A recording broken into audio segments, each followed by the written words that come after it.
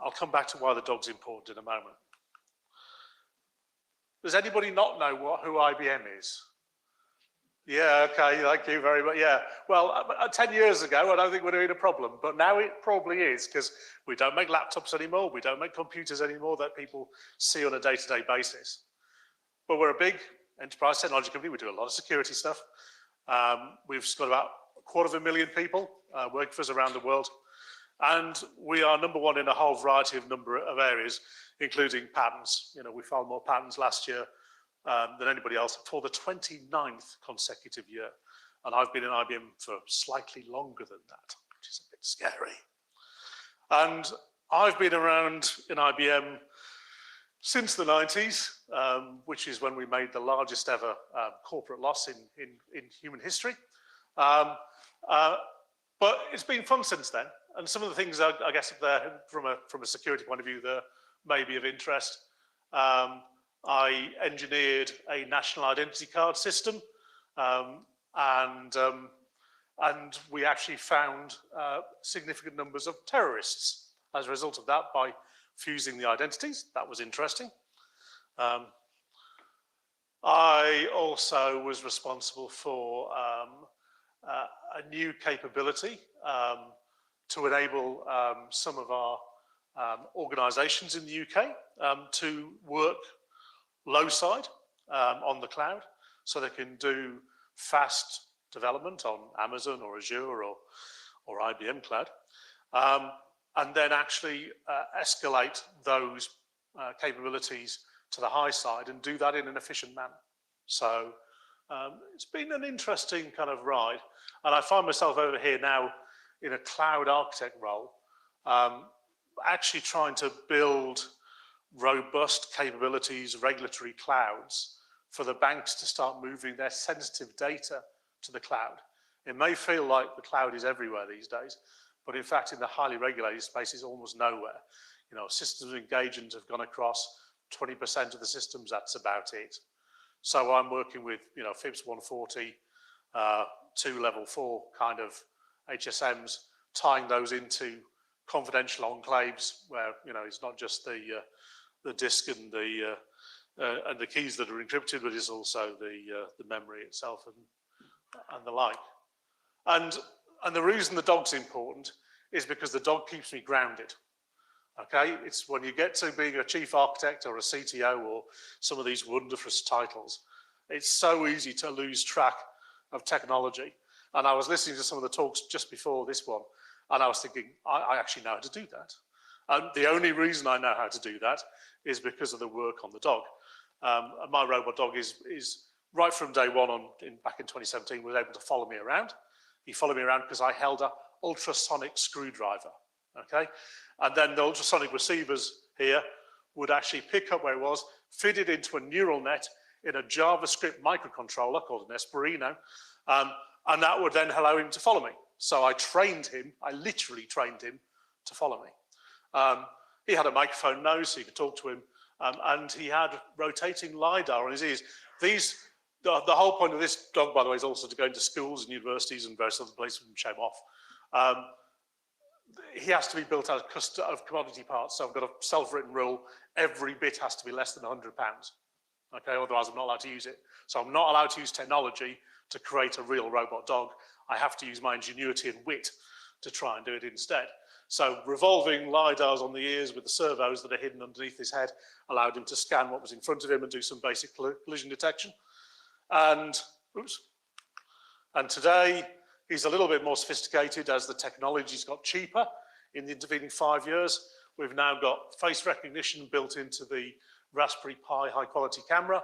I'm using a Coral TPU from Google. I've got a 3-dimensional camera generating information on the front there. So that partially replaces the LiDAR revolving ears, but it's a bit more sophisticated than that. And I've replaced the phone charging point that was on the back now with a 360 LiDAR, because actually that's now less than £100 too. So he's gone from being relatively sophisticated, I think, to being quite sophisticated, but he still runs on a Raspberry Pi with all these little microcontrollers. And this is the thing I've been most proud of recently is, this is the kind of thing that the depth camera will produce when it's looking forward. You'd be hard pushed even as a human, I think, to spot the fact there are 3 tin trays that he needs to avoid on the floor. This is after I wrote my own point cloud algorithms so that basically we can now see there are 3 tins on the floor that it needs to avoid. And it's doing that at 10 frames a second on a single processor on a Raspberry Pi. So I've got another 3 processors to play with. And that kind of stuff is important because it keeps me grounded when I'm doing all this other stuff for IBM and keeps me up to date. And again, many of you are at the beginning of your careers. I would certainly recommend finding companies that will take techies and keep them as techies until they become executives, which is what IBM does, where the distinguished engineers and fellows in IBM are full executives, but we're allowed to stay technical and do stay technical. So the bulk of the talk today is not about robot dogs. It's about the future of computing and in particular qubits. But I want to actually make sure we touch on all the different aspects of where we're going, because we've got bits, we're about to have qubits, and we're really going to change the way that neurons work in the near future too. And I think that's going to usher in an entirely new era of a new kinds of scientific discovery. And by goodness, we need it. And we'll go through that in a second. Let's start with neurons first.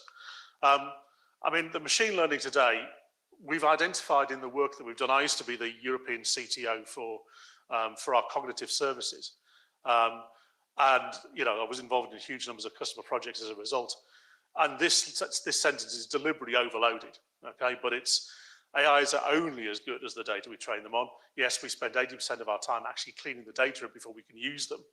But also there are about 180 biases we've identified in data so far and built statistical techniques to be able to deal with them. So, please, as you move into the next phase of cyber, and machine learning models get more and more important, just bear that statement in mind. It's really important. IBM's been involved in artificial intelligence and machine learning right from the start. Well, not quite from the start. We weren't quite involved in it this stage. People don't realize that there were actually robots around in the 1940s. The guy who, Walter Gray Walter, who discovered the sleep patterns of humans, actually created 2 robots called Elmer and Elsie, I think they were called. They were built on vacuum tubes, took in light, amplified it through the vacuum tube, got it to the motors, and allowed them to chase each other around the floor in the 1940s. But AI wasn't really born until 1956 at the Dartmouth conference. And the reason I'm telling you this story about the history, I think will come apparent as I go through it, because basically that story has been a story, it's unusual in technology terms, of these winters, where basically nothing much happened. Now, my hypothesis, when you look at that, what was actually going on in these stages, is that we actually hit technology dead ends. We stopped making progress. We couldn't make commercial use of the technology we had, simply because the actual power of the computers weren't able to actually keep up with the problems that we were setting in the real world. And that very first conference, people realized, know the people like John McCarthy and Marv Minsky and Claude Shannon were there. They probably don't know there were 3 IBMers there, actually, at the same conference. And Nathaniel Rochester was actually one of the ones who organized the conference in the first place. You can see the wonderful hubris of man, and I do mean M-A-N, man, by saying that basically we think within 6 months over the summer we can crack this. Well done. There's some big brains there, but I think that was still a bit of a slight overcall. But the kind of people that are here are quite extraordinary. So Tenchad Noor invented a programming language called APL. APL is the only language written in Greek, literally written in Greek, using Greek characters. If you want to use it, you have to build your own keyboard these days. Nathaniel Rochester, he invented and was the main brains behind the IBM 701, which was the world's first commercial computer, entirely built around valves and everything else, but the world's first commercial computer. If you've ever heard the Thomas J. Watson quote, when everybody laughs and says there's a market out there for 5 computers in the world, ha ha ha, that's actually a misquote. what he was actually saying was only 5 computers can be afforded. You know, there was only 5 companies in the world that could potentially afford the computers that were selling back then. He was wrong. We sold 11. But my hero on by the way, Nathaniel Rochester also invented the first symbolic assembler. This bloke over here, though, completely unsung hero, Arthur Samuel. What he did was he invented, well, he did one of the first implementations of the hash table, yeah. But also, hard to believe, I know, but basically Marv Minsky, who came up with the idea of the neural net, worked with this lot, and actually the year after this conference, we ran the very first neural net in 1957. So nothing new under the sun. Arthur Samuel invented a checkers playing program, drafts. When it was announced that we had a drafts playing program, IBM stock price went up 15% overnight. Wish it would do that these days. But fundamentally, Arthur Samuel invented a whole bunch of things which you're going to hear about again in a few seconds. He invented the alpha-beta pruning tree. You know, how you get computers to play games. The min-max strategy to enable them to win. He also invented something called rote learning, where basically he realized he couldn't get the parameters quite right for the weighting for the various different positions on the board and how much a king was worth and how much a piece was worth when it was 2 off the end piece before it gets promoted. So he actually used rote learning to tune the algorithms that were actually used to tune how much pieces were worth and evaluating the position of the overall board. And he obviously fed in the information from the best games around, which then gives you to Deep Blue. And Deep Blue is interesting because basically it's got this reputation that it beat Kasparov because of brute force. And to some degree that is actually true, but it's not the whole story. Actually, again, all those algorithms and all the weightings in the algorithms and all the scores at the different stages of the different were entirely learned from human grandmaster games. So what the reason that Deep Blue came about when it came about in 1997 was because we then had mainframe kind of technology for Unix. So we just invented sort of big multiprocessor Unix systems. So again, the big steps in machine learning come about because of the big steps in technology advancement. Stanley, the DARPA challenge, not that well known, but Stanley drove 172 miles, I think, through the desert, something like that, with only waypoints every 50 to 70 meters. There were GPS waypoints. He's got exactly the same architecture as my robot, funny that. All robots have virtually the same architecture, I find, because we're trying to solve very similar problems. But again, when they tried to get Stanley to drive, they couldn't actually come up with the algorithms to get Stanley to drive, so they had to put a driver in the car, get all this data to be absorbed and fed in, so that they could actually generate the machine learning model, which would then eventually drive the car, because it was aping how a human drove it, because there was no way of actually building the algorithms. Again, that was only possible because the technology had got another step in terms of what we could do with portable technology. And then you get to Watson and Jeopardy. Jeopardy, big quiz game in the States. Watson won against the best human competitors of any all time. And basically that's a standalone computer. Okay, so it was working by itself. And the reason it worked and won was because it was able to sort out clues like this. What's the answer to this clue? Go on, someone shout out, someone be brave. No. Yeah, what is the TARDIS? If you put that into Google, it will not appear as TARDIS. TARDIS will not appear on the first page or the second page of the results. That's why Watson and Google are different.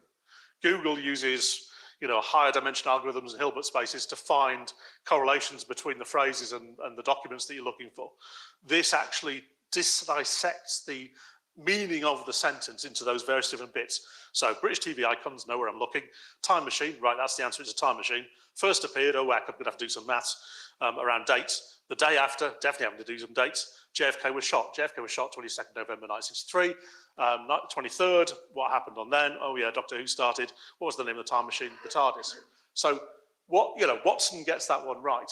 The only reason that we're not using Watson as the world search engine is because to do that, you need an entire dedicated supercomputer that only works over the cloud.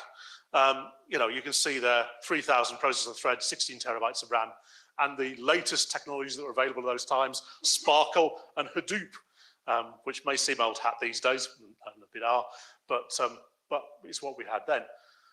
So technology is driving the problems we can solve, which is why when you get to Google and AlphaGo Zero, where basically the system taught itself to be the world's best player of Go, amazingly, you see exactly the same architecture that Arthur Samuel invented in the 1950s.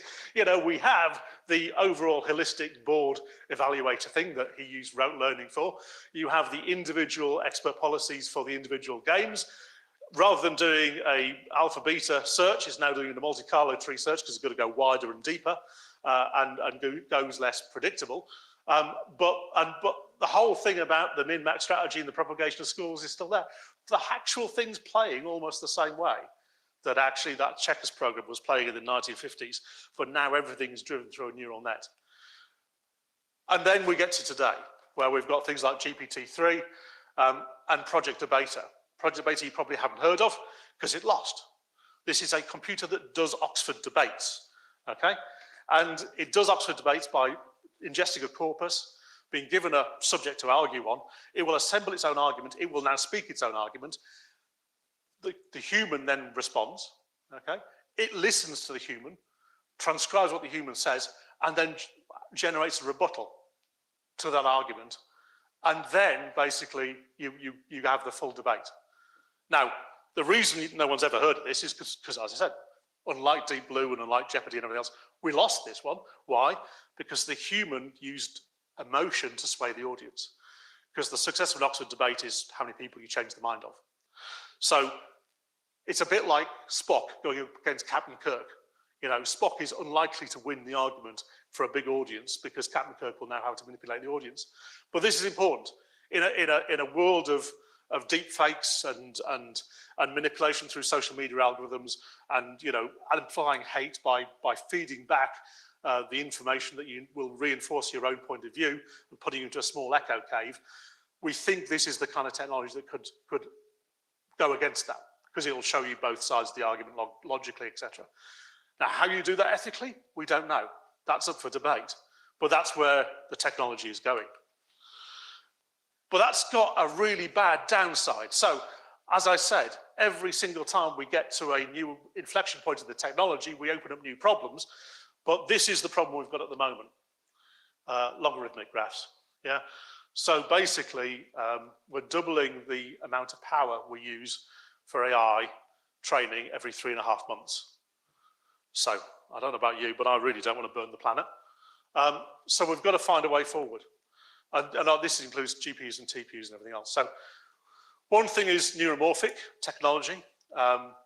This is an old chart now, but you know, even if you updated it, all the current systems would be clustered around here. Where do you think the human brain is on that chart? So this is clock frequency and power density. Up here, off the chart, somewhere on the wall. Ceiling? Somewhere on the ceiling. Afraid not. The human brain works at a really low clock speed, yeah, and uses almost no power. So wouldn't it be a cool idea if you actually had some chips that work that way? And we've been designing those, and you know, they're beginning to get to the point where in maybe 5 or 10 years they might be commercially viable. But this is used by the military primarily. So on the right here, we've got an FPGA, yeah, which is basically shoveling video data at the chip on the left, called the True North chip. That chip, this is a thermal image obviously, is basically doing 2,500 frames of video processing and picking out the people and the vehicles and the cyclists and everything else, and it's doing that at 40 milliwatts. Okay, so you can imagine you start scaling that capability. It's amazing, and because the clock speed is so low, you can actually have huge wafers doing this, and you can string the wafers together in a supercomputer, which we have, and we've managed to create a supercomputer that uses about the same power as a human brain, with the number of neurons and of a mole. Okay, so that's not bad. At least we're in mammal territory. It's you know, but that's one of the ways things are going to go. And the other way that's more immediate, you know, many of you will use GPUs for all kinds of reasons, I'm sure, as well as playing games. But TPUs and the other related technologies are coming through. And what we've found is that actually we can reduce the precision of the chips that we use to execute the deep neural nets, to actually make them massively more efficient, okay, without actually sacrificing much in the way of accuracy. So what you're going to see is basically this reduced precision digital, which may go down as far as, you know, 2 digits, you know, 2 bits, and ultimately we think it's going to end up with analog type chips. So as that goes through into 2026 and beyond, you know, just think of all those different steps I just showed you in the path to AI and machine learning. You know, I think the AGI path is opening up again, because if we can make it this efficient, then we're not burning the planet.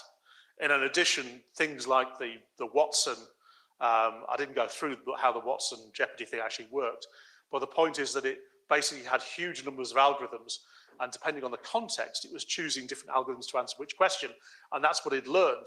It had learned which algorithm works in which context. And I think that model we're going to see much more of as we get into this stage of multi-machine learning. And bits, I won't spend very long time on bits because I don't have very much time at all anyway. But the cool thing about bits is Moore's law is kind of dead. Well, it is dead. It's finished. It's gone. You know, the idea that processing power and power density would double every 18 months and you've got this ever exponential curve of glorious capability coming forward, it's finished. It's gone. Why? Well, because actually we're kind of running out of atoms. Basically, the current chips are now getting to the size where they're so small that quantum effects are now beginning to dominate. So you have to redesign how gates work fundamentally to do that. But late last year, I think it was late last year, it might have been early this year, we announced 2 nanometer chips. So today's technology is about 5 to 7 nanometers. So you'll see that the density is about 90 to 170 transistors per millimeter squared. I still think that's amazing. But then I grew up with machines that were in the megahertz, not the gigahertz, and you know, and the rest.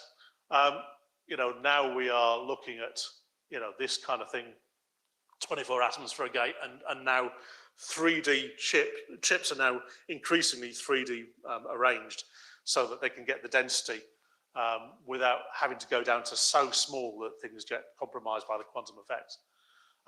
The end result for the end user of this kind of technology, you know, we're still looking at things like either 75% power savings doing the same kind of work as today, which is good news for phones, I guess, or, you know, 45% power improvement. But you'll see, but that's going to be in 5 years' time, yeah, because that's how long it'll take to get from the basic fab to the device or thereabouts. So you can see that Moore's law genuinely has slowed down. And, you know, so even the world's second most powerful computer, which again is one of ours, you know, is not going to solve all the world's problems. And that's where we think qubits come in, okay? Because qubits give us the ability to go into a whole bunch of new problems and new problem spaces that actually science and technology haven't even scratched the surface of. So what are qubits? Well, you know, I was inducted into this space about 5 years ago now by going off to the labs and seeing everything and being, you know, taught how they worked and everything else and shown them. And back then it really did feel like this is where we were, you know, Colossus and, you know, 1944 and all that kind of stuff. And I'm not saying we're not, but we've come an awful lot way in the last 5 years. But we're still right at the beginning of this, yeah? But we are looking at a capability, you know, Moore's law coming to its end. We're now seeing something that is actually going well beyond Moore's law in terms of how fast we're making progress with the technology. And, you know, so quantum volume is a measure, QV is a measure of how fast quantum computers are. And you can see that it's going forward at quite a rate of knots. Here's me showing off in front of a bunch of journalists on Monday. I think it was Monday, might have been Tuesday this week. Basically, the thing that is crucial to know about quantum computers is that's the chip there. Okay, that tiny little thing at the bottom, postage stamp size, is the chip. All of this is just there to keep it cold. So at the top of the device, it's about 4 Kelvin, yeah? At the bottom of the device down here, when it's cooled down, it takes 24 hours to cool down, it's about 14 millikelvin, okay? So significantly colder than outer space, about as cold as outer space. And it needs to be that cold to keep the qubits coherent. At the moment, you know, the only way to get a quantum computer to work is to keep these things under control on a supercomputer one. On a supercooled one. And basically, at the moment, we're about 600 microseconds of coherency before it all falls apart through to external factors. I mean, I think we'll get to about a millisecond. And once we get to a millisecond, that's when we'll get the ability to do things that on a quantum computer that, you know, you can't do anywhere else. And the way it works at the chip level is pretty extraordinary. I mean, you remember I've just shown you a 2 nanometer gate kind of technology, yeah? Look at the size of this Josephson junction, 100 nanometers. The chip technology that we're using kind of to do this is almost ancient, yeah, because we're actually at that stage where we're actually using things that you can see with the human eye. And what's that, all you're doing with a quantum computer in essence is feeding in microwave signals to manipulate the qubits, and then basically reading signals back out. And all those layers in the chandelier that I just showed you are all basically attenuation layers to make the signals less powerful as they come in, and then amplify them as they come out, so you can actually see what's going on in the machine. And this is what a quantum computer now looks like. They're rather cool, I think, and the system 2 looks even better. It's really nice. But even that, designed by the same people who designed things for Ferrari, I think it was. But there's an amazing, for those of you, some of you might know IBM, but IBM never does this, okay? This is a 3-year quantum roadmap that we published and we are sticking to. We never, in research, we never stick out, roadmaps or everything else. And the reason we've done this is because there's so much snake oil in the quantum industry that we felt that we had to, show what we were doing and be very open about it. So, this is where we currently are with a 127 qubit machine. And as you can see, what we're going to move forward into very quickly next year is over 1,000 qubits. And we'll also at that point have the ability to essentially interact with the quantum machine using normal Python libraries generally, yeah, using a serverless architecture. Today, if you play with the quantum computers in IBM, and you can play them for free, by the way, you just log on and you can play with them and learn how they work. It's a kind of batch mode orientation. You create your circuit, you define your circuit, you send it off, it runs 100,000 times, comes back, whatever, yeah? In this kind of time frame, we think we're going to have the big chips and serverless type architecture on the cloud. Why is that important? Well, we think that combination of fast turnaround, interactive circuits that are both conventional and quantum, and that number of qubits, which allows us to do error correction on the machine, will be enough to get to quantum advantage. Okay, so we will be able to build algorithms that, no supercomputer, no matter how big in the world, would ever be able to execute. Okay, and we think we probably will get there. We don't know, we hope, next year. And that's real world problems, not just something theoretical made up. So what is a qubit? What does it look like when you try and program a qubit? Well, a qubit is actually this thing it can be either 0 state or 1 state when it's measured.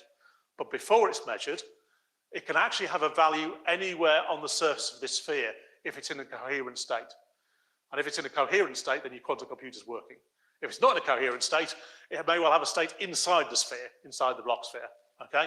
But while it's working properly, it will have a value somewhere on the surface of the block sphere, okay? And this is actually a quantum program, all right? So a quantum circuit is a set of gates similar to assembly code that you'd probably, well, I certainly used when I was a kid. People don't tend to use assembly code anymore, but never mind. But basically what this program is, this is 2 different qubits, qubit 0, qubit 1. These are C0 gates. Every gate in quantum has to be reversible. You have to be able to do it both ways, yeah, because you can't lose information. So this is a C0 gate. These are Hadamard gates that basically flip the phase of the quantum bit.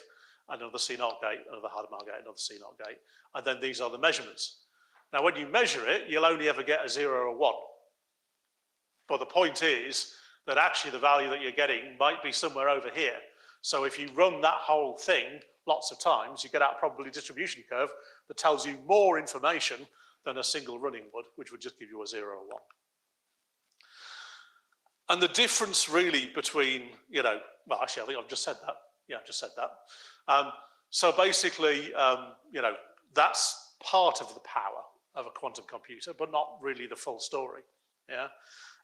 And you get very simple gates like the X gate, which basically just revolves the vectors from 0 state to 1 state, and you can put the X on it again, it will go back to the top.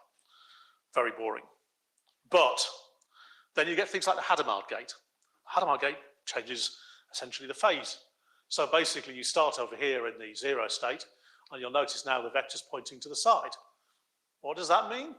Well, what that actually means is you've now just invented Schrodinger's cat, because this thing is literally half dead and half alive. And it's only when you measure it that it comes one or the other, but it is genuinely in that state. And all the mathematics you can do and all the predictions you can do around the algorithms use this capability of superposition to enable you to start doing some clever things. And the really clever thing you can do with quantum is you can entangle quantum qubits together. So here we are on our 64-bit Hummingbird chip, and we are untangling qubits 4 and 11 together. And what that means is when they're entangled, basically the states become, well, before we had two vectors, yeah? A two-dimensional vector, yeah? Now we've got a 4-dimensional vector describing the individual qubit because they're now entangled. And you can't factor it out. Well, you can sometimes if they're in consistent states, but generally speaking, when you can't factor them out, they are then entangled. So they're entangled mathematically, but they're also entangled in reality. And we actually do that by firing a microwave pulse to both of the qubits at the same time. That's at their joint harmonic frequency that actually kind of pulls them together. So basically, this state is not entangled. And why not? Well, because we've got a 0 here and a 0 here when we could actually separate that qubit out. So it's only that qubit over here that's in a bell kind of state. Whereas these ones here, you can't actually separate them out. These are now entangled. These two qubits are entangled. And why is entangling so important? Well, because every time you do that entangling, you add those extra 2 dimensions onto each individual qubit in the machine, okay, that's got an entangled qubit. So, when you start with 2 qubits, you may be able to store the equivalent of 512 bits in this kind of phase memory space, multi-dimensional Hilbert space, or whatever you call it, yeah?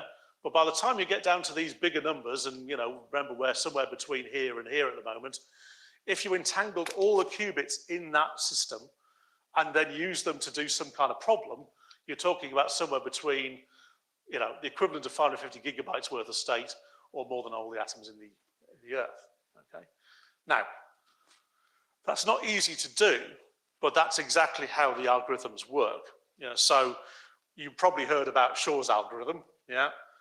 Based on Grover's algorithm, yeah. Long way to go until that's a problem for 2K or 4K RSA keys, yeah. But the possibility still remains that at some point in the future, maybe it's in 20, maybe it's in 30 years, that actually we will be able to, or someone will be able to execute, Shor's algorithm and extract those keys. Even at those kind of key lengths. Now, that's a bit scary, and it should be scary, because if you're holding data now that is valuable in 20 or 30 years' time, that's a problem. And we do have clients who are in that space, okay? So we've already made, we're already going through and getting them to turn to elliptical curve cryptography and all this kind of stuff as a result. But in fact, no one really knows whether these new NIST or ISO key schemes are actually going to be secure against quantum. When I started quantum 5 years ago, I was told the traveling salesman problem was not amenable to quantum computer speedup. We now know that it is. So although we think the walk through a lattice may be perfectly fine at the moment, who knows? So I think another thing to think about, another thing to be talking to clients about, is they're going to need to have the ability to dynamically change their key schemes in the future. Yeah, because when somebody comes up with one of these things, you know, there's nothing much you can do other than switch the key scheme. Yeah, and if that takes you months or years, that's not a good place to be. So I think you'll see dynamic cryptography scheme changes becoming an ever more increasing part of high security systems. So what can you do with this quantum stuff? You know, if you entangle all these qubits into this huge, amazing phase space that's got all these dimensions in it, you know, what does that enable you to do? Well, first of all, the reason why quantum computers came around in the first place is Richard Feynman basically said, if you want to understand quantum systems, and there's quite a lot of reasons to understand quantum systems, you better actually have a quantum computer, because it's the only thing that will cope with that problem. Yeah? If you want to model even something simple as a caffeine molecule today on a supercomputer, you can't do it, because the supercomputer isn't powerful enough. All right? So if we want to understand the real world down at the quantum level, we're going to need those machines, and I'll show why that's important in a moment. In AI, there's a whole pile of you know, you can't do the kind of big data kind of mining stuff, but for one shot kind of, or relatively small amounts of training type machine learning models, you know, you can start looking at these kind of things.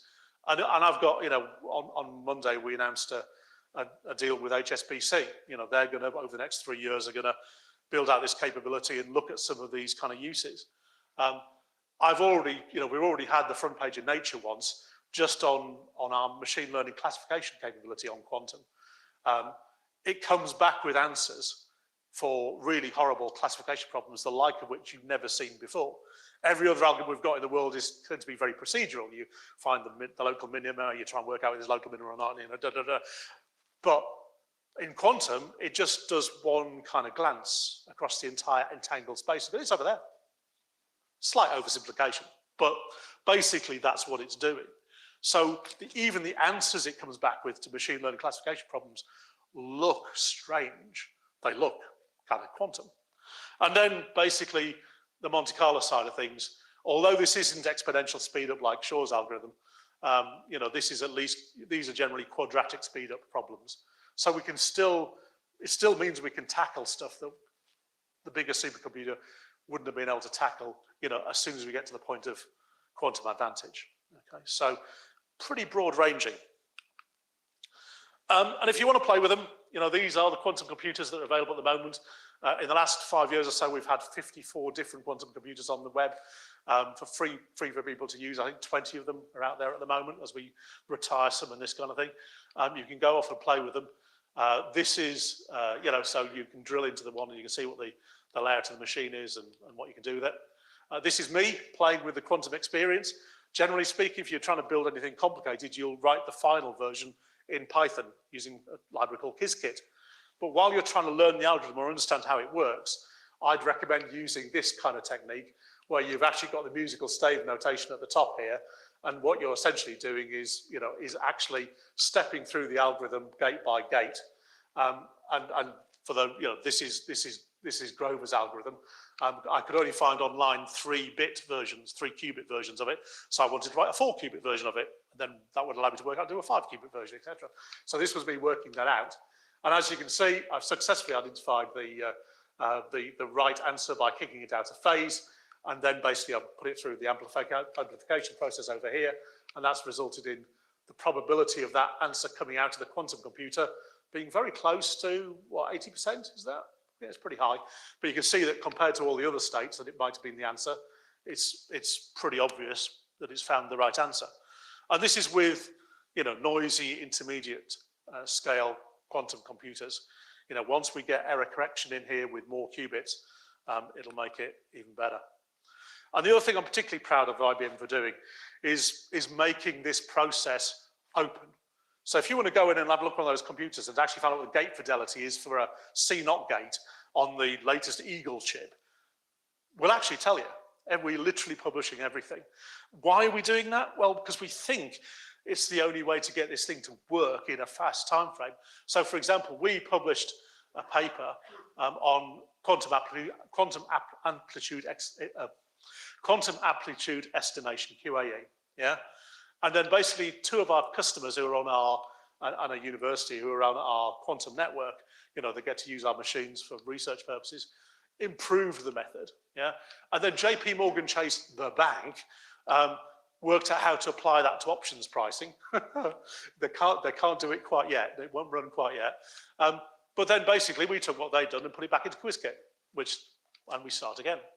Yeah, so this kind of open approach to research and to pushing the thing forward I think is really, really important, and it's why I think IBM is in a very strong position, not just with the hardware, which is our hardware, unlike many people, but also with this software ecosystem that's really kind of building momentum.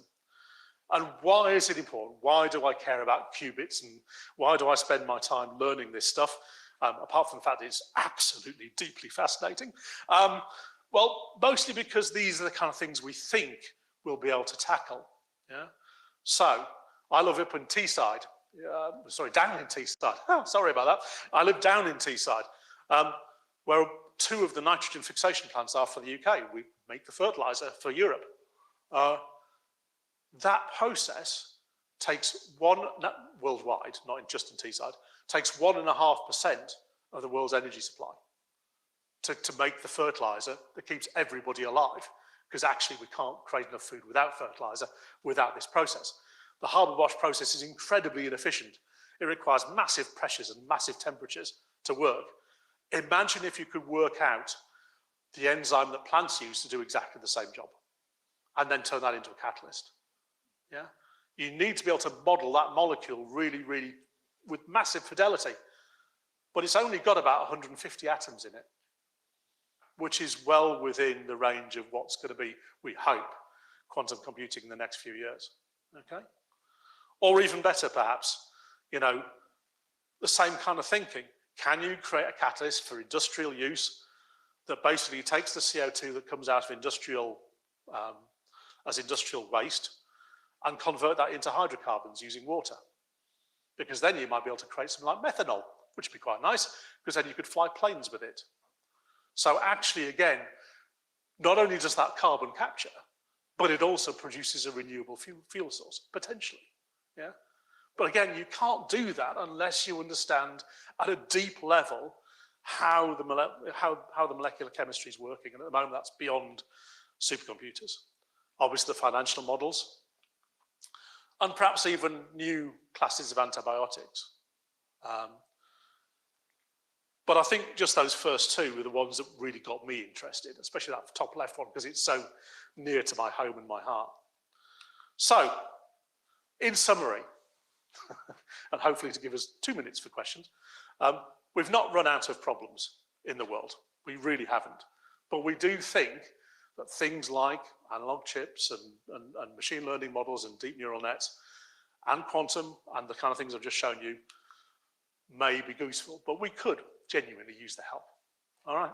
So thanks for your time. Any questions if we have time for questions? I know I'm between you and the bar. Any questions? Please. What makes quantum encryption different from non-encryption software? Yeah, so I mean things like lattice encryption and this kind of thing. Basically, the shortest walk problem through a lattice is just something at the moment that we can't find a quantum algorithm to implement that enables us to achieve any kind of speed up of any real nature. Yeah, most quantum algorithms either do a quadratic or an exponential speed up. Trouble is, in RSA, it's an exponential speed up using Shor's algorithm, and basically the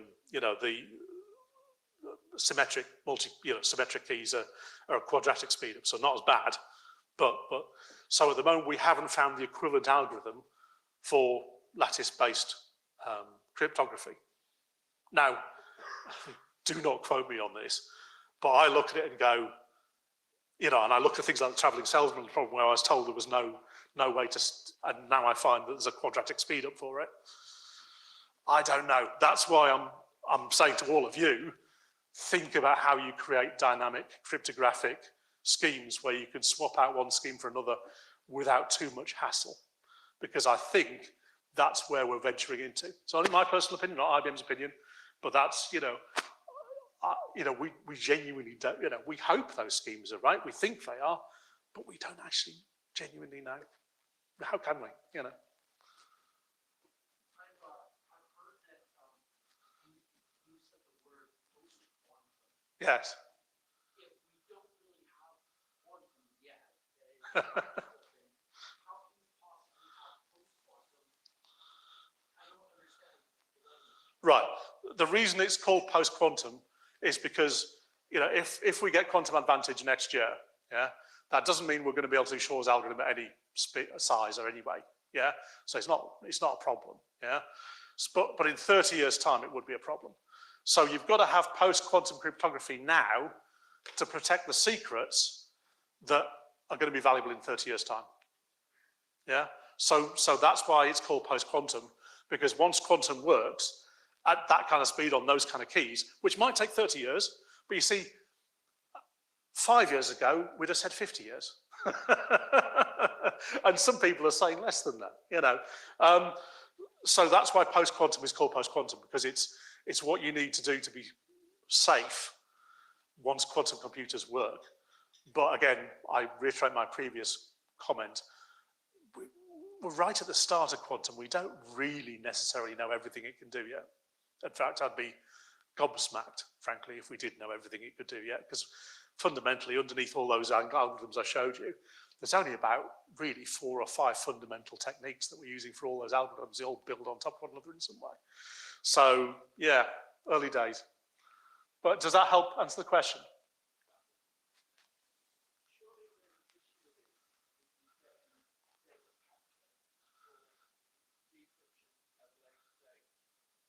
Yes, absolutely.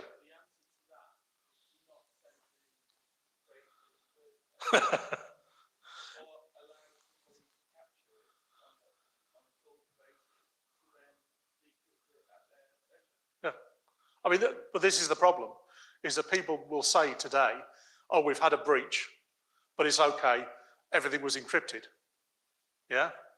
I mean, I know that's not what, as security consultants and everything else we'd like to hear, but that's happening every day. Now, most data isn't going to be valuable in 30 years' time, but some is.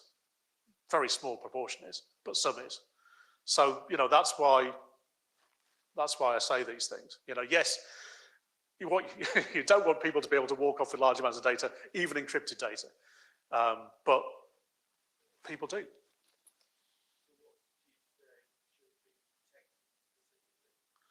Well, I'm not the person to say, but if you've got some kind of legal documents that would be highly embarrassing, if you've got intelligence that would be highly embarrassing and still valuable if it was released in 30 years, it's those kind of things, and some companies, of course, have got contracts that last for 30 years that they need to find some way to secure to make sure they haven't been interfered with, so it's those kind of things that it's a very small proportion, but of course, that's the kind of area that IBM deals with day in, day out.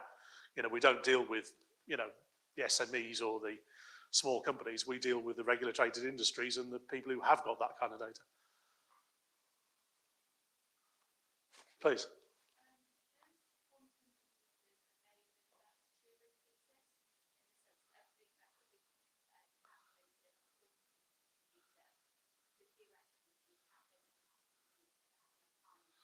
Oh, that's a good question, isn't it?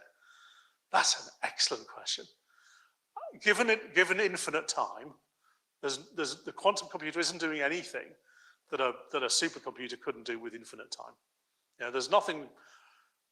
There is something magic about them, because no one actually knows how they genuinely work.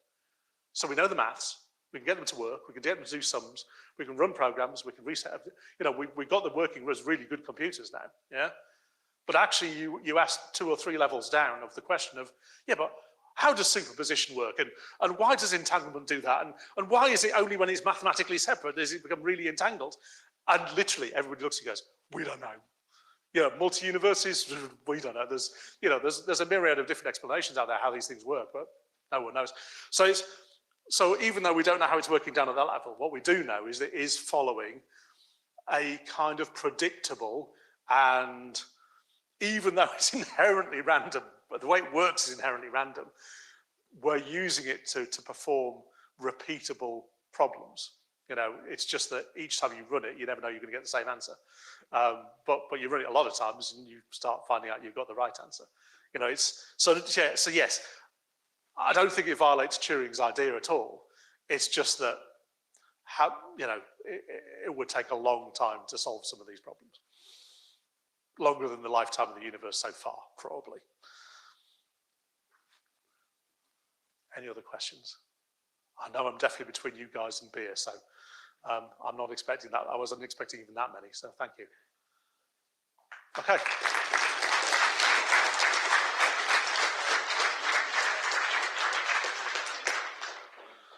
I think I might be coming to the hotel. I'm not sure, but is it the after dinner thing? On that point,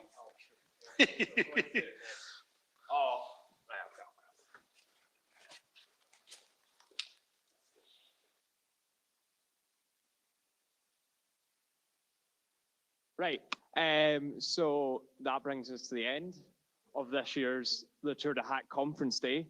I'll see, I'm sure, some of you tomorrow for the CTF Day.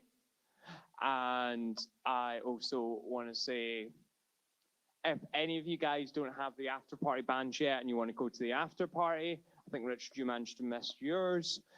Come see one of the committee members at the doors. Just stay behind and we will sort you out for that. Thank you all for a great talk. I want to say a huge thank you to our helpers, and I suppose some of which are still next door, still helping, some of which are still here helping. Huge thank you to the committee. You've made it a lot easier for me. A huge thank you to our speakers. Huge thank you to you guys. Huge thank you to Cooper, who provides the cameras and the rigs for all of these. It's all right. Huge thank you to Cooper, who supplies the rigs for all of these conferences. And if you want to show him support, he's got a link on his Twitter bio to his website where you can buy him some beer. And on that subject, guys, I want you to take just two things away from today. I hope you remember something that you learned today, and you forget something you do tonight, right? Make sure you drink responsibly, look after yourselves, and have a good time. Thank you to the sponsors as well. Yeah, if I could make out what was on my radio, that would have been a lot easier. Huge thank you to all the sponsors, of course, because the sponsors really made this happen and paid for our bar tab.